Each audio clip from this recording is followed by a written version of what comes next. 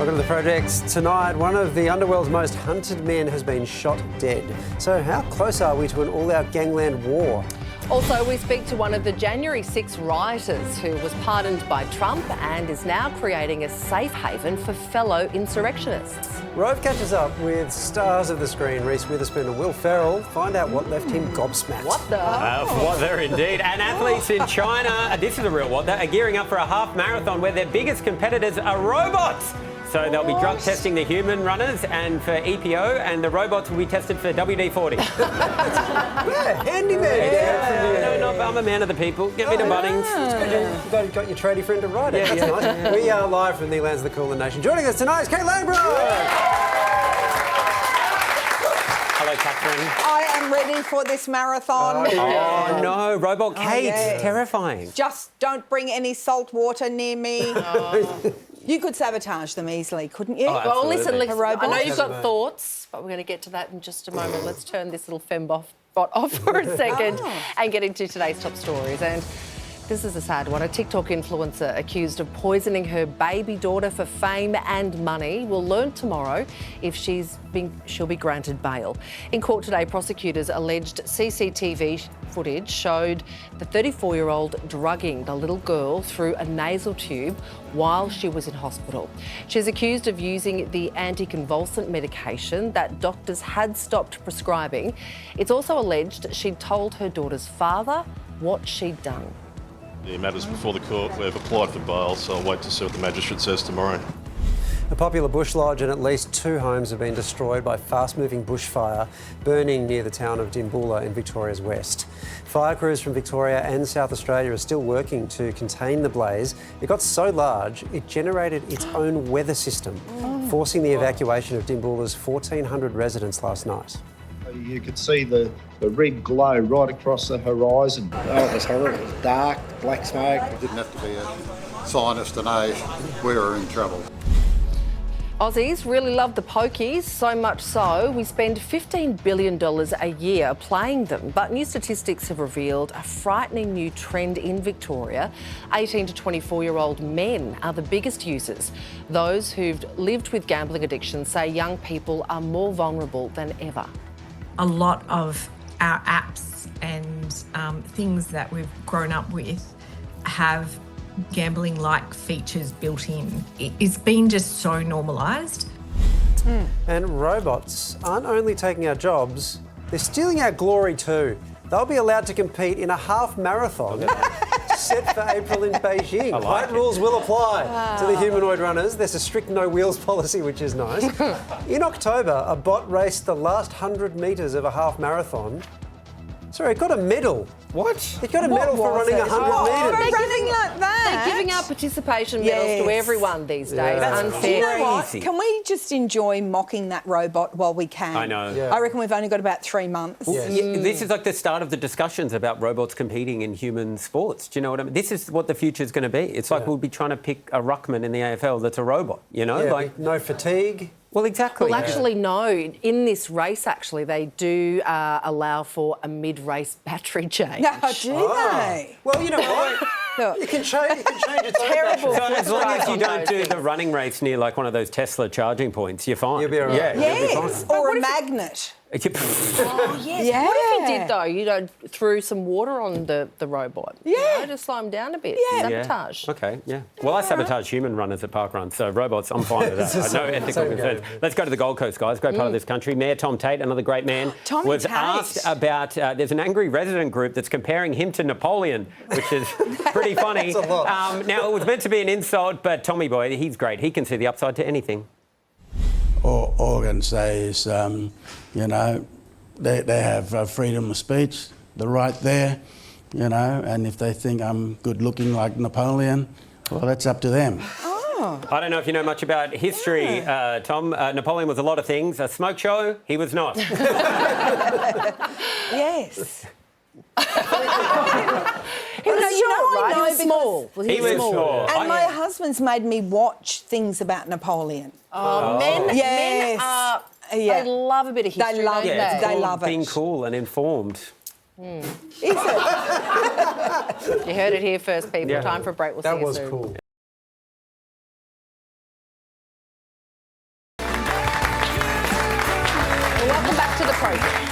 Incredible scenes in Gaza today as thousands of displaced Palestinians were finally allowed to return home. Civilians taking a rare moment to celebrate amid the ruins.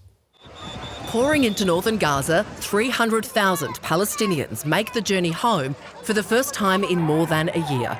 The scenes from the sky, jaw-dropping. Along the way, tears of joy as twins embrace, unable to let go.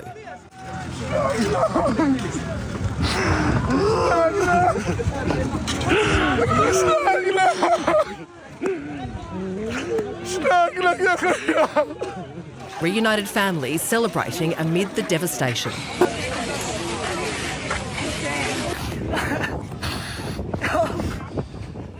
And as Gazans trek north, Israelis in Jerusalem sit in silent protest, awaiting the return of the last 33 hostages, 8 of whom have been confirmed dead by Hamas. We are all here sitting quietly to shout that they all need to come back to us. The ceasefire remains on a knife's edge while it holds Palestinians take the opportunity to contemplate their future. Israel has literally destroyed everything here.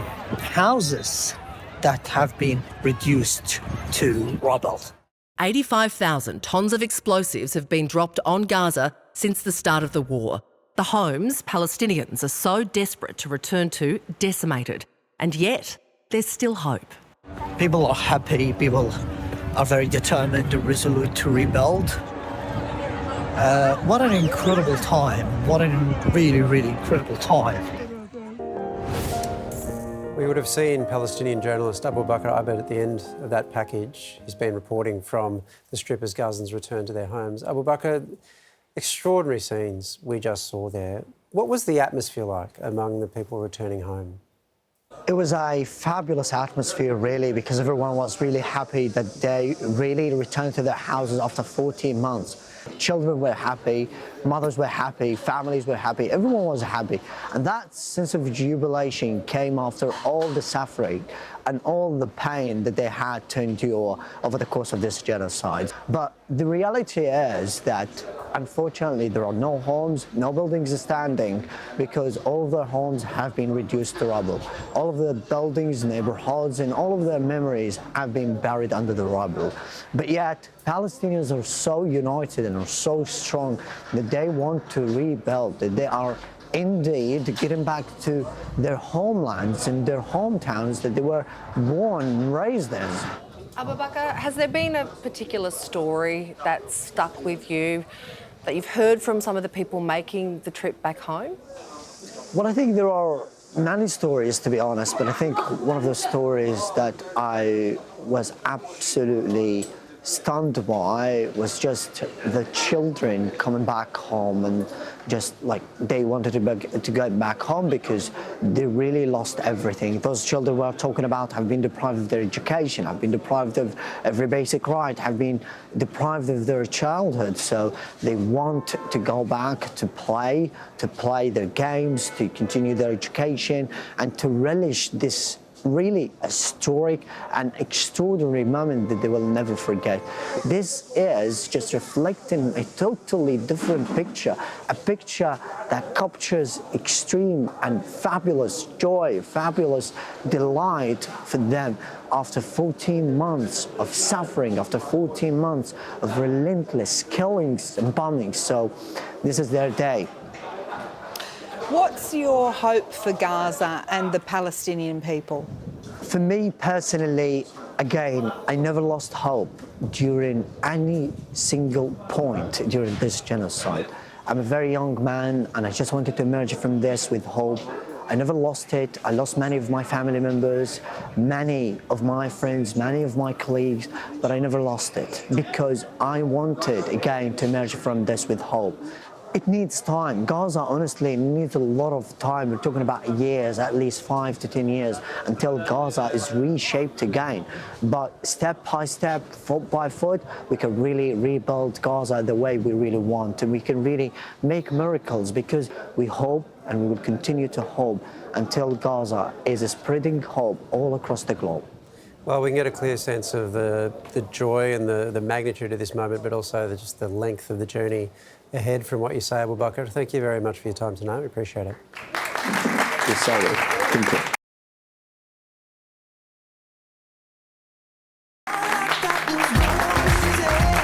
Back watching the project. Well, some of Donald Trump's closest allies have slammed his decision to pardon the worst offenders from Jan 6, including those who assaulted police and incited violence. It comes as at least 2 of the pardoned have already reoffended. They're the images that shocked the world. They broke the glass. Everybody stay down. Get down. Nearly 1,600 people charged over the January 6 insurrection, 700 with violent crimes like using a weapon or assaulting police. They called me a traitor, telling me to remember my oath. I was beaten, crushed, kicked, punched, surrounded. Someone reached underneath my visor, tried to gouge out my eye. All of them freed, all but 14 pardoned in an instant by the man they'd been rioting for. They've served years in jail, and murderers don't even go to jail in this country. The 14 convicted of sedition, inciting violence against the government, instead had sentences of up to 22 years in jail commuted. All members of far-right groups the Proud Boys and the Oath Keepers. The message that these pardons send to these groups, they have to be doubly wary about what they can do to our society. You want to fight? You better bleed. You cowboy. Overnight, some of Trump's staunchest supporters slammed his decision to release the most violent offenders. I do not like it when President Trump pardoned people who beat up cops. Some are already reoffending. One of the pardoned killed by Indiana police while resisting arrest in a traffic stop. Another detained again on gun charges. Others among the pardoned are speaking out, rejecting the president's move. The message is, if I took a pardon, that what I did that day was okay. They were criminals, they broke the law, I broke the law. Pay the price. While others rejoice. It's a wonderful day. It's been a great day for our country and for the healing that's going to come next. Jenny McCombs, who we just saw there, copped a fine and 2 months probation for her part in the riots, for which she has been pardoned, and she's here to tell us more. Jenny, like a lot of people, we watched the Capitol riots from the other side of the world, and some of the pictures were quite confronting. Take us back to that day. What was it like actually being there?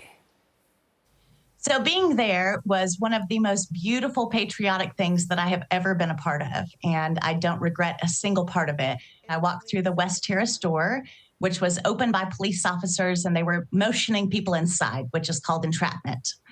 And I wound up being inside the Capitol for 19 minutes, always between the velvet ropes. And I was in the hallway above where Ashley Babbitt was murdered by Capitol Police Officer Lieutenant Michael Byrd. And people were coming out with blood on their hands saying that they killed a girl. And that's when I decided to exit the Capitol through the east side, past police officers on both sides, through an open door just like I'd come in. So, Jenny, it sounds like you played a pretty minor role. But among those that Donald Trump has pardoned are the most violent offenders on January 6, some of whom are the leaders of some pretty dangerous groups. Do you think that he was wrong to pardon those people? I don't think that Donald Trump was wrong to pardon those people, because I trust that his legal team reviewed all of the different cases as they said that they did. I know that the 2 groups that you're referencing are the Oath Keepers and the Proud Boys. And those 2 organizations have been especially demonized by the media, who has played the same 5 violent clips about them over and over and over for the last 4 years. But if you actually take the time to look at the court documents and to read the transcripts of the trials like I have, and to talk to the actual people and to see the body cam footage from the police officers' body cameras, then you see a very different story. And unfortunately, that information has not gotten out in our country, or much less across the world. So it sounds like what you're saying then is ultimately we can't trust the courts, we can't trust the justice system, but we can trust a politician, we can trust the president to look at it and administer justice on his own. That seems like an unusual message for someone who is suspicious of government. Well, OK, I'd be interested in explaining how it's different to that.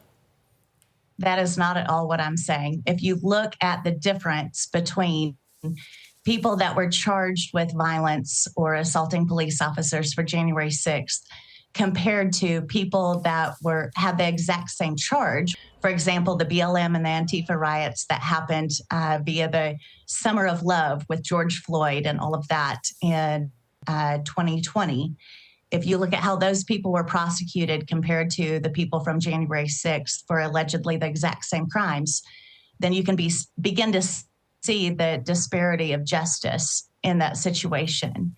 So I think what January 6th has shown overall is that we have a weaponized Department of Injustice in the United States of America that has very clearly gone after conservative Americans and a specific sect of Americans that support President Trump.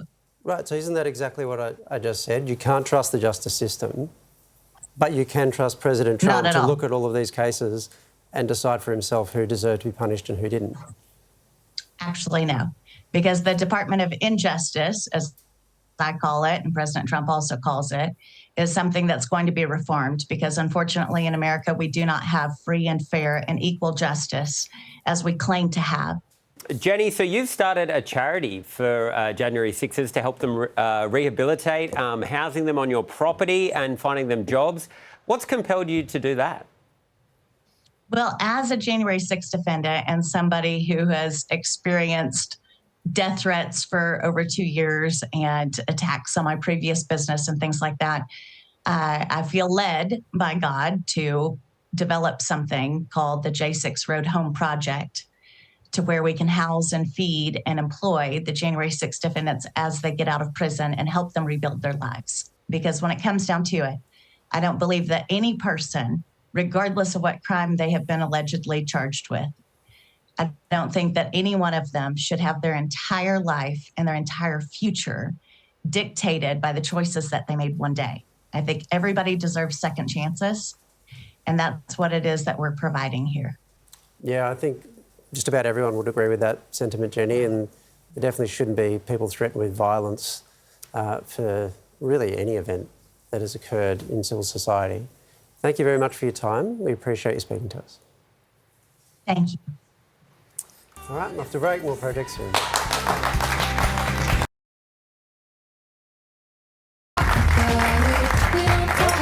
Welcome back. Gunned down in a daylight execution, tonight fate has finally caught up with the Underworld's most hunted man.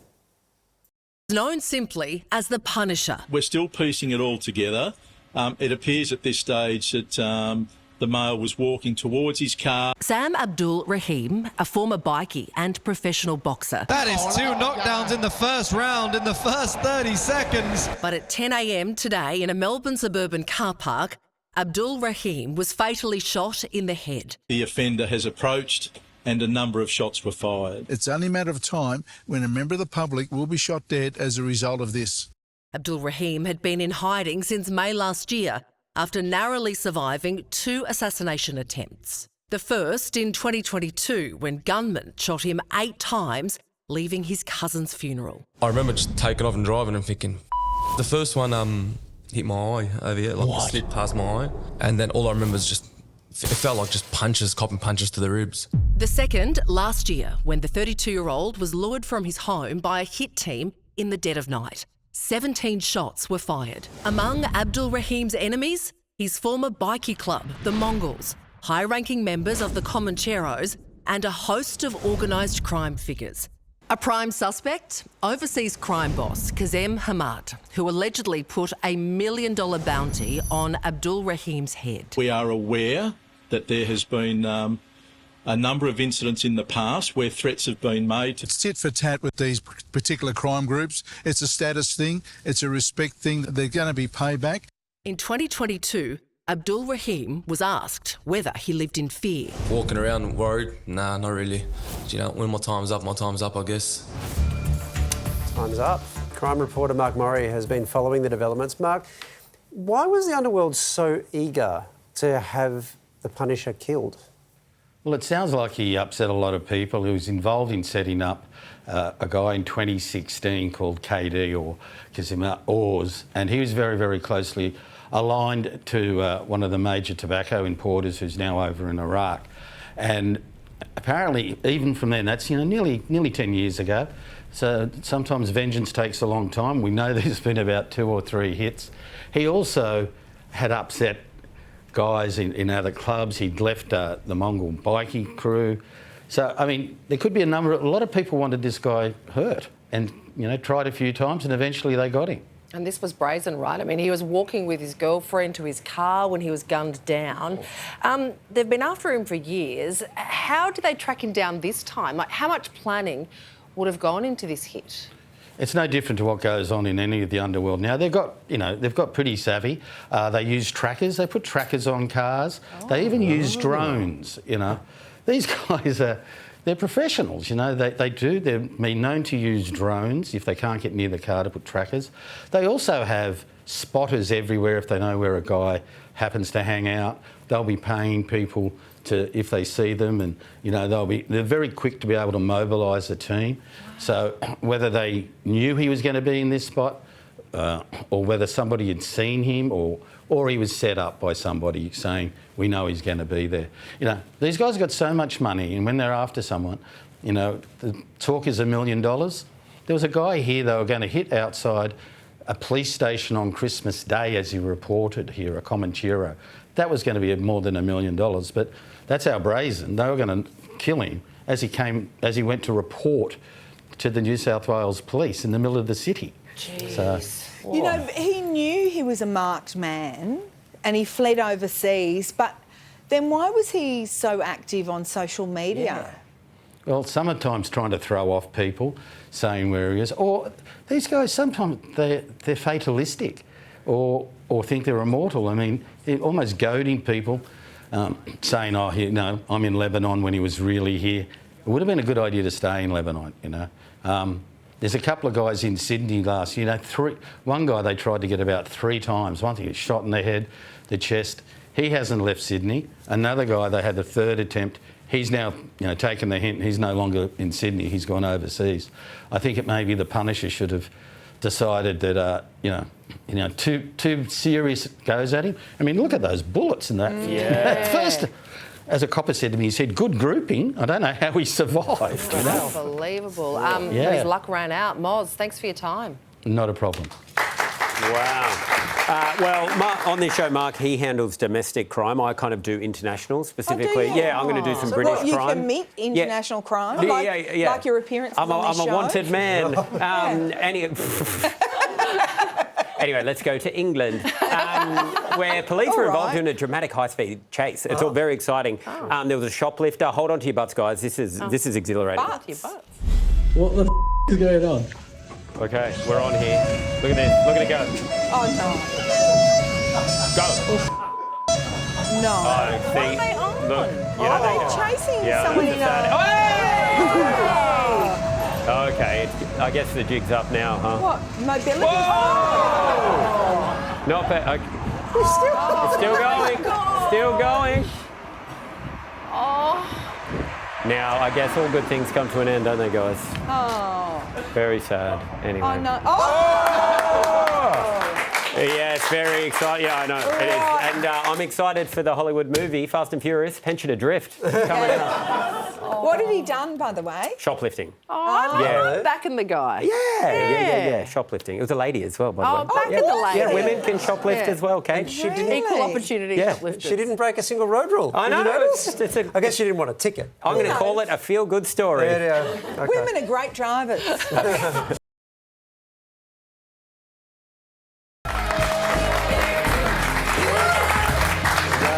Let's get some more news now, and we're being warned not to go near the new Chinese AI assistance app, DeepSeek, amid privacy concerns. It's similar to ChatGPT, and the app is proving so good it sent the value of US tech stocks into free fall. Overnight, it's become the most downloaded free app in Australia and across most of the globe, but experts say we should think twice before using it. Be super cautious. be very careful. If you download this, expect your data to be used and misused by the Chinese state. But isn't it already being used and misused? Yeah, probably. I reckon it's American tech telling us not to use it. Yeah, that's right. And because it's open source, yeah. And if you're on TikTok. Yeah. That's it. Yeah. I'm already violated. I quite like Fembot Kate. Yeah, okay. Bring it back. You can turn her off. A Gold Coast man has channeled his inner Spider-Man to escape his burning third-floor unit this morning after an e-bike battery exploded. Another one of those. Oh, my God. Authorities say the man saw the battery was overheating, so he put it in the freezer to cool it down, but that clearly did not work. The fire spread, the unit was gutted. The man was treated in hospital for minor burns to his eyes. Wow. And Gen Z is facing a culinary crisis. A new survey has revealed nearly 2/3 prefer eating out because they just can't cook. Just under half say cooking is stressful. 61% say they can't even make an omelette. 1 in 4 says they've tried to pass off takeaway food as their own, and 21% admit they've had their parents cook a meal for their date. As a mum before, Kate, yes. Can your kids cook? Yeah, they can all kind of basically cook. Kind of basically Well, cook. no, some of them are really good cooks. My eldest is a really good cook. And in fact, only last night we had this conversation because we ended up, there were 10 of us at home. The kids had friends over for holidays and whatever. And so Lewis, the eldest, made hamburgers for 10 people. And I said to him, how much did that cost, by the way? And he said, about $45. Now, if you had ordered 10 hamburgers with also onion rings, how much does that cost? Yeah, the $45 delivery fee. Yeah, that's right. Wouldn't he be an exception to the rule, though, because he's grown up at the knee of you in the kitchen watching you cook, because you love cooking? It's something that he's learned from watching you. Like, I didn't learn it growing up. I had to teach myself at 30. I had to Google how to blanch a vegetable, and I still don't quite know what that means. Why would you blanch a vegetable? I don't know. Blanching. Does it mean shallow boil? In water, yeah. But also, I'm like, cooking's one of life's skills. Yeah. It's like not an opt-in. But you know what's a more fun skill? Eating. Eating. But you know what? It's a life skill. You're if right, you it's a can life cook, skill. you get to eat any time and anywhere and anything you want. I haven't put the two together. And it's amazing. Love. It's an expression Cooking of love. is love. So it's eating. Exactly. Adelaide guys, these little pals are going back to school. It's the first day of term, and it was great to see them embracing what I think is one of Australia's greatest traditions, throwing your mate under the bus. And your hair. Talk me through your hair. How mohawk? Looking great. It's a mullet. It's a mullet. Nice. And when have you had a mullet your whole life? No. Pretty much. Did you get it specially cut for school? Yes. I can tell he did. My man, right there. I love that. Being passive-aggressive about someone's haircut, my man, you're going to grow up to be every woman in my life. Including Sarah. Including Sarah. Yesterday I got told to put a hat on air. They're going to rock schoolies 2037, I know. aren't they? They're gonna Watch have a out, great Gold time. Coast. Hey, what do you get when you put Reese Witherspoon, Will Ferrell and Rove together? A hell of a good time. Hollywood heavyweights Reese Witherspoon and Will Ferrell know exactly how to entertain. What, like it's hard? Now they're doing it together in the new comedy You're Cordially Invited, each planning a destination wedding for their loved ones. How about June 1st? But things get a bit chaotic when... We've double booked your weddings. What? Reese, Will, hello. Hi, Rove.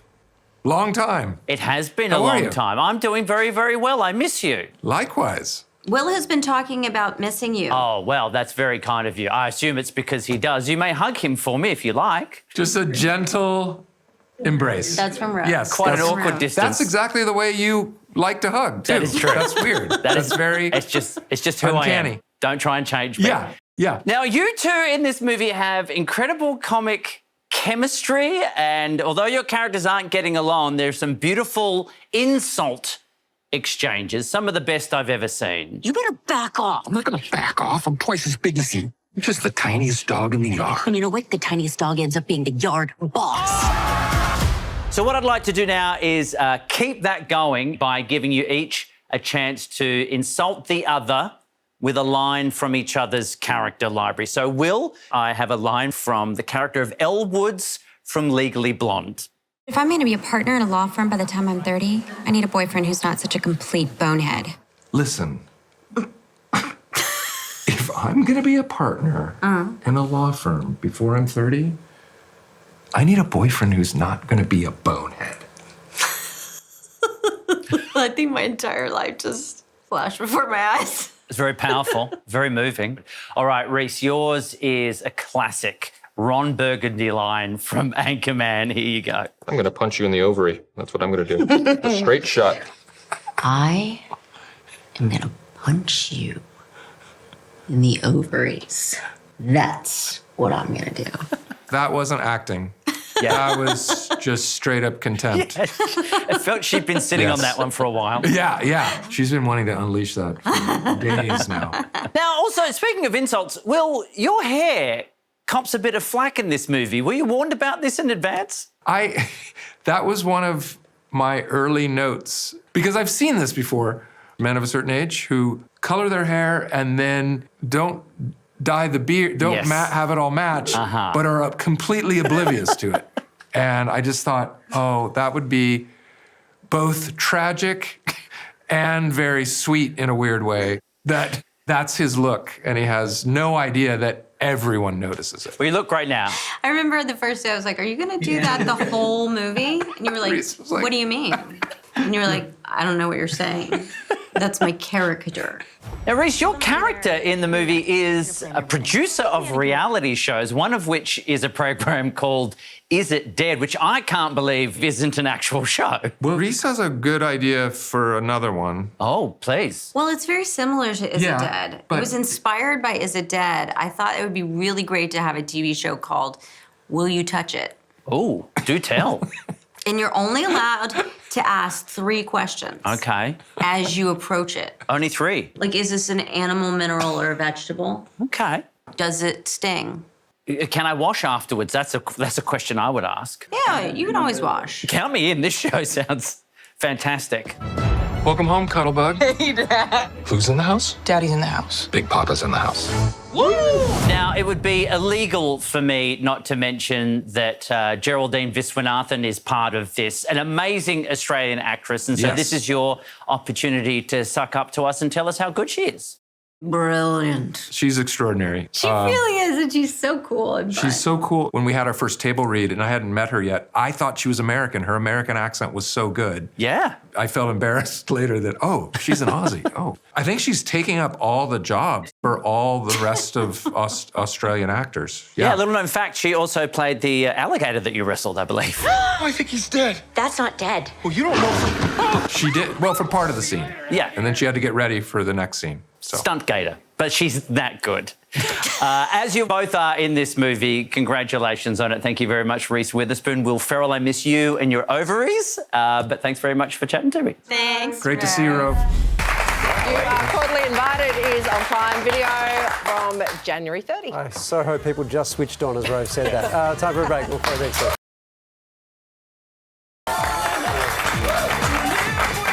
Welcome back. Are you a Cher fan? I got you, babe. Cher reveals how one moment changed music forever. I just never forgot it. The Project, 6:30. Wow. Cher, not Cher. Cher, thank you. It's actually Sherilyn. Sherilyn. I discovered. Learn something new every day. Anyway, guys, Queensland, the kids headed back to school. And it's a big day for parents getting their kids ready. But I'm not sure this dad here is helping as much as he actually thinks he is. How big a part have you played? Yeah, just a small part, not as big as Mum. Mum's still waking up early to do the lunches. I just try to give him a pep talk here and there. And the pep talk was actually for Mum. More mayonnaise, Cheryl. You can do it. Well, it's not just pep talks. You might also be able to hear the sound of champagne popping as parents across the country celebrate school holidays finally coming to an end. Students and teachers alike start to head back to the classroom from today for the 2025 school year. We're celebrating, and here to give us her thoughts is teacher's pet and oracle of everything, Mel Buttle. Mel, you used to be a teacher. Any advice for new teachers on their first day? It's a blood sport out there, and I'm sorry, but you should have done marketing. Too late now. Here's my advice for new teachers. Don't smile until after Easter, because if those kids get a whiff of weakness, they'll be pushing you to put a movie on by Friday. Also, this is really, really important. It's called an eraser, never ever anything else. Yes, of course. Now, Mel, what about for parents sending their little ones off for the first time? Are they ready? Are they mentally ready? I mean, particularly the only children. Has someone told them to shove love or mumbled, losers say what, near them? Now, what do we do when someone says something mean to us at school? It's an important discussion to have. Well, what I do is I simply push it down, I pretend that it never happened, and when it pops up again, I get rid of those yucky feelings with a sausage roll. There might be another way, but I've not heard of it. Well, speaking of sausage rolls, Mel, any advice for a mum that hates doing school lunches? I would say what's wrong with what we used to get when we were sent to school, Kate? I used to get a ham sandwich warmed to medium rare by the Queensland sun, a brown banana on the brink of liquefaction, and a drink bottle that was wrapped up in a tea towel with a rubber band around it. Yeah. Kids are spoiled these days with their healthy lunches and their self-esteem. Yes, agreed. I have a kid in high school this year. Do you have any advice for him? Honestly, don't bother going to school. Right. Sorry. It's a waste of time. Just become a TikTok influencer. There's literally nothing school can teach you that you can't Google. What? All that nonsense about triangles and maths. Like, I've never once had a job where a boss put a triangle on my desk and said, Mel, the client needs to know, is it an isosceles? So true. OK, so it sounds like maths wasn't your strong suit, Mel. I found maths to be very hard. The teacher would be like, Mel, but what if there's a broken tile on your bathroom floor and you need to work out the size of that tile to go and buy a new one? Excellent. I'd be like, well, that sounds like a problem you can solve by putting a bath mat over it. Okay. Genius stuff, Mel. Thanks so much. Thank you. See ya. So glad my kids never watch. Yeah. Our next guest has a questionable strategy when it comes to the emergency exit row and approaching your seatmate. Ooh. He's got the earbuds in, and I'm going, hey, oh! Hey! And he takes his earbuds out. He goes, yeah. I go, hey, dude, we're in the exit row.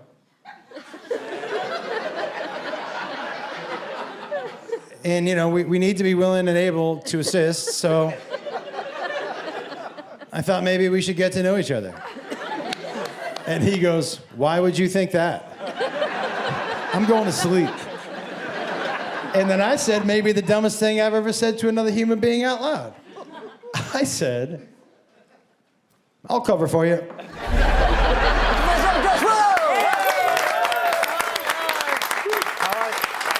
Can I say real quick, Sam, the promo pic they have of you in the green room, they have done you dirty, my friend. Dude, you look like a Make-A-Wish kid in that video. I'm serious. I was like, is that guy sick? Is that why they have him on? You know what? He looks so pale. I'm like, has he ever been in the sun before, this guy?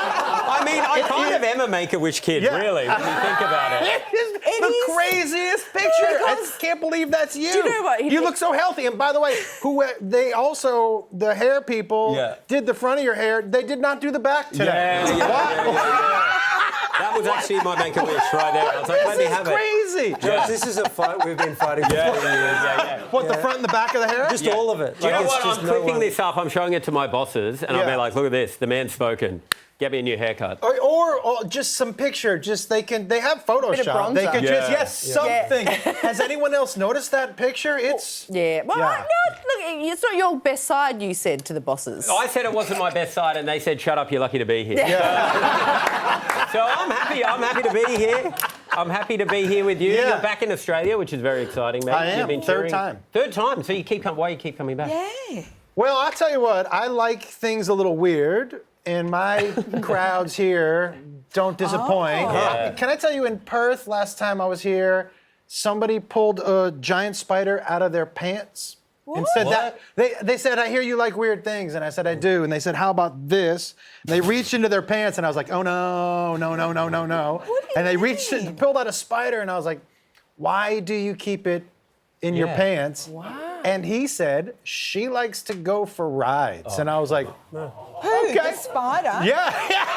All right, The just spider. checking. Giant baggy cargo pants and kept a spider in his underwear. It's a real Perth thing. Yeah, that's actually an Australian tradition. Watch your step, all right? We all have one in here right now. You could keep one in the back of your hair, there, for sure.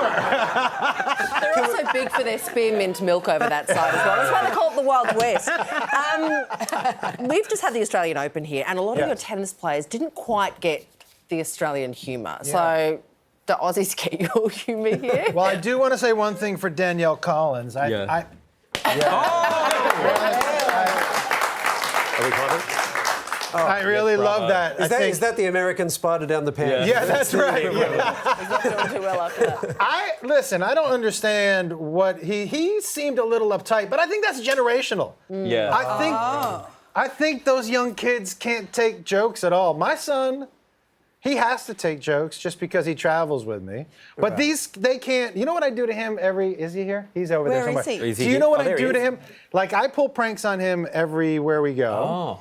I don't let him get his own hotel room. He's been touring with me for 2 years. He has to sleep with me every night. Oh. I told him I was gonna name the tour 1 Room 2 Beds. Yeah. And he was like, "Do not do that." But I make him sleep with me. But I don't think these kids can take jokes. Yeah. You know, he had to take jokes growing up because he was the butt of jokes, like when you do gear.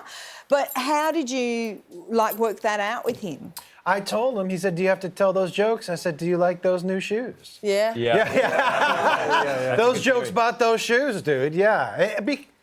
Honestly, my daughter hated it. She said, "Do not tell jokes about me." And he was like, "Will that get me more Instagram followers?" And I said, "Yeah." He's like, "Yeah, you can tell that joke. Yeah, that's okay. You can tell that joke." But since you do stuff on your family quite a lot, do they ever get you back in some kind of way, even in private life? Yeah, of course. Okay, so I like to pull pranks on people. At one point in time when my daughter and Jacob were very young, my son, we were in a pet store and they asked me if they were really hungry. They were like, "Can we have some cookies?" And I was like, "I don't have any cookies." And they said, "What about the pet store cookies?" And I said, "Show me what you're talking about." And they walked over to the big bin that looked like chocolate chip cookies. And they were like, "We'd like to eat some of these." And I was like, Okay, yeah, you guys are, and they got me back. One time they pretended to have a tutor come over, and I like messing with people who come to my house, and they made this tutor pretend to have a heart attack. Oh. No. Yeah, no, I legitimately thought I had given this dude a heart attack, but that's what it's like living in my house. You have to stay on your toes. Oh, yeah, right. Yeah, it was super funny. I mean, after. Yeah. When he got up, and I was like, "Come on! You can't fake death. That's not a good one." Did the tutor jump up, pull a spider out of his pants? And when he faked death, I'm like, "You look like Sam in that picture." Tickets to today's My man, thank you so are much. on sale now. Would you please thank Josh Wolf? Thank you, Kate Landgraf. I'm Sam Snacks. Bye.